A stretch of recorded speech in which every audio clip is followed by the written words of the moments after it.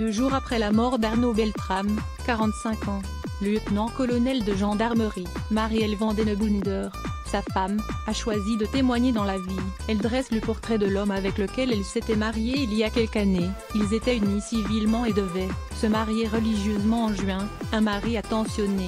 Il était un mari très attentionné, comme toute femme rêverait d'en avoir. Il n'avait de cesse de s'améliorer, d'être le meilleur époux possible et de me rendre heureuse. Il me soutenait et m'emmenait vers le haut, toujours avec beaucoup de respect. Celle qui est vétérinaire près de Narbonne évoque aussi avec force la passion du gendarme pour son métier, sa mission. Arnaud était profondément attaché à ce qu'il appelait la famille de la gendarmerie. Pour elle, il ne comptait pas ses heures, ni son engagement. Il savait fédérer ses hommes, leur insuffler son élan, les amener à donner le meilleur d'eux-mêmes. Il était animé de très hautes valeurs morales, des valeurs de service, de générosité, de don de soi, d'abnégation. Il avait une force de volonté hors du commun, toujours capable de se relever après les épreuves.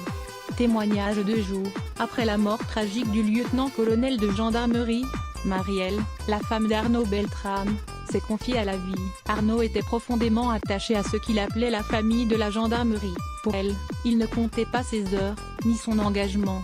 C'est le geste d'un gendarme et le geste d'un chrétien selon la nordiste. Sa famille habite toujours Marc-en-Barœul. Le geste de sacrifice d'Arnaud Beltrame ne se comprend que dans la foi. Le lieutenant-colonel était profondément chrétien. On ne peut comprendre son sacrifice si on le sépare de sa foi personnelle. C'est le geste d'un gendarme et le geste d'un chrétien. Pour lui les deux sont liés. On ne peut pas séparer l'un de l'autre. Arnaud est revenu à la foi de façon forte vers la trentaine.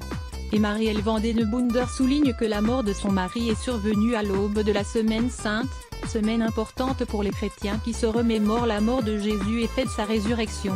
Les obsèques de mon mari auront lieu en pleine Semaine Sainte, après sa mort, un vendredi, juste à la veille des rameaux, ce qui n'est pas anodin à mes yeux.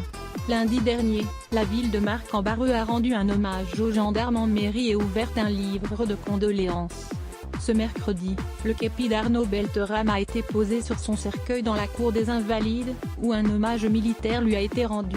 Selon BFM Télévision, le colonel Beltrame y dissimulait une photo de lui et de son épouse Marielle. Il portait ce képi lors de l'attaque de Trèbes le 24 mars dernier, lorsqu'il a été tué.